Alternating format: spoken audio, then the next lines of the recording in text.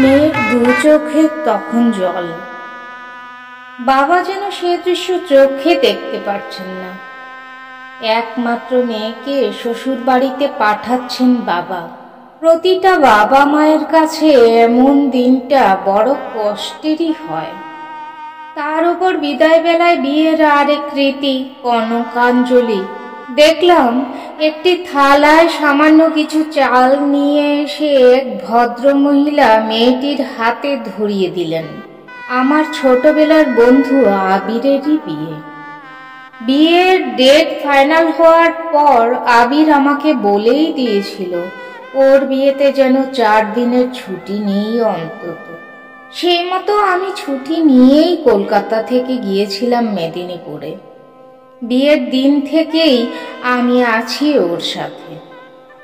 পরের দিন বর কনে নিয়ে ফেরার পালা। তখন মনে মনে ভাবছিলুম এই এক বিচ্ছিরি নিয়ম কনকাঞ্জলি, যা মনকে সত্যি ভারাক্রান্ত করে। বাবা মায়ের সব ঋণ শোধ করে দিয়ে মেয়েকে চলে যেতে হবে তার নতুন সংসারে। পাশ থেকে কে একজন যেন বলে উঠলেন, কোথায় গেল সব, আর কনকাঞ্জলিটা নেবে কে? আসলে মেয়েটির মা নেই। বছর 7 আগে মা মারা গেছেন। একজন বয়স্কা মহিলা পাশ থেকে বলে উঠলেন, মা নেই তো হয়েছেটা বা কি? কনকাঞ্জলি নীলুই নেবে। মেয়েটাকে এতদিন নীলুই তো বুকে করে আগলে রেখেছিল। নীলু অর্থাৎ মেয়েটির বাবা। এদিকে ক্যামেরাম্যান এই বিদায়কালীন মুহূর্তকে ক্যামেরায় ধরে রাখার জন্য ভীষণ তৎপর। আবির পাশে দাঁড়িয়ে চুপ করে। টোপরটা মাথাতে নেই, হাতেই ধরে আছে।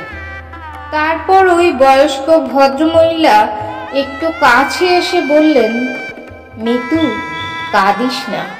সব মেয়েকে বাপের বাড়ি ছেড়ে শ্বশুর বাড়ি যেতেই হয়। নে, থালাটা ভালো করে ধর, আর বাবাকে বল তোমার সব ঋণ শোধ করে দিয়ে গেলাম বাবা।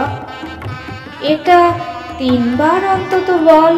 এদিকে ক্যামেরাম্যান একটু এগিয়ে এসে থালাটা কিভাবে ধরলে ফটোশুটটা ভালো হবে সেই চেষ্টা করছে।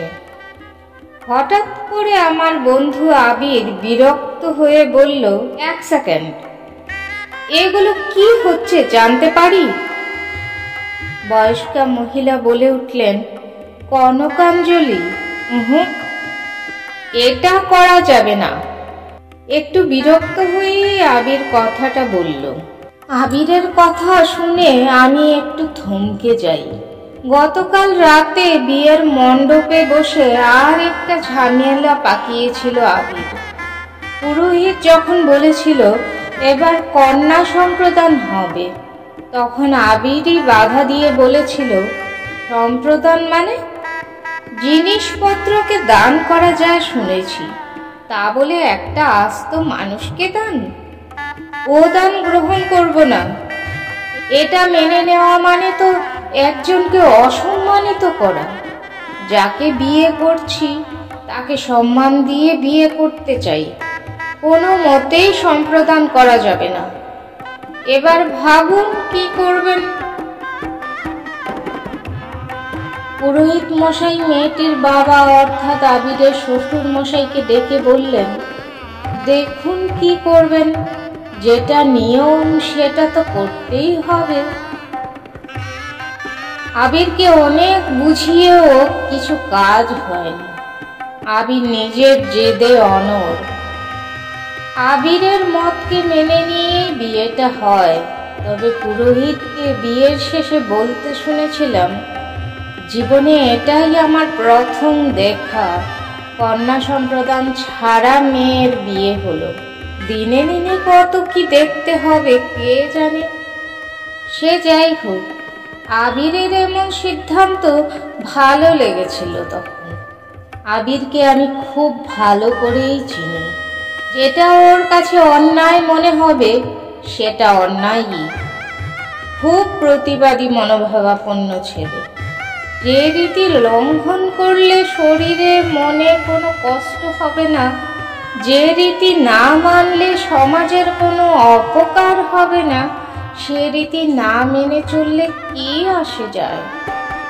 তো এবারে কনকাঞ্জলি রীতির কথা শুনে আবির বলে উঠল, ওসব আজে বাজে নিয়ম মানা যাবে না। সব ঋণ শোধ করে দিয়ে গেলাম, এমন কথার মানেটা ঠিক বুঝলাম না। টাকা পয়সার লেনদেন নাকি যে শোধ করতে হবে? সম্পর্কের কখনো শোধ বোধ হয় না। সম্পর্কটা একজন বাবা আর তার মেয়ের মধ্যে। এমন ঋণে সারা জীবন ঋণী থাকতে হয়। জীবনে কিছু ঋণ থাকে শোধ করতে নেই, সে ঋণ তো জন্ম জন্মান্তরের। তারপর ক্যামেরাম্যানের দিকে তাকিয়ে আবির বলল, ভাই তুমি ক্যামেরাটা অফ করো। এটা এমন কোনো সুখকর মুহূর্ত নয় যে এটাকে ছবি আর ভিডিও করে ধরে রাখতে হবে। এমন কথা শুনে তো সবাই তখন চুপ। আবিরের শ্বশুর মশাই খুব শান্ত স্বরে আবিরকে বুঝিয়ে বললেন, বিয়ের এই রীতিগুলো মানতে হয় বাবা। না বাবা, এই রীতি মানা যায় না। বাবা মায়ের ঋণ শোধ এভাবে হয় না। আপনি এতদিন ধরে আপনার মেয়েকে শিক্ষায় দীক্ষায় বড় করে আপনার দায়িত্ব পালন করেছেন, আর দুমুঠো চাল দিয়ে দিলেই ঋণ শোধ হয় কি করে? বাবা মায়ের ঋণ শোধ এমন কথা মুখে আনাটাই পাপ। আমি আমার মাকে দুমুঠো চাল দিয়ে যদি বলি, মা তোমার ঋণ শোধ করে দিলাম, তাহলে হবে?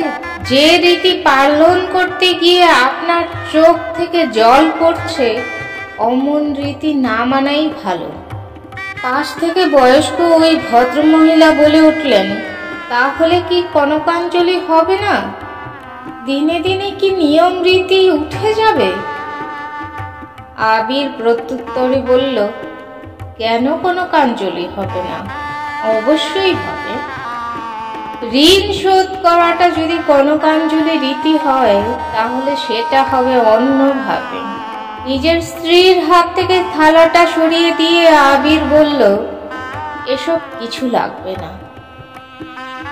তারপর শ্বশুর মশাইয়ের দিকে তাকিয়ে বলল, বাবা আপনি আমাদের দুজনের মাঝখানে এসে দাঁড়ান।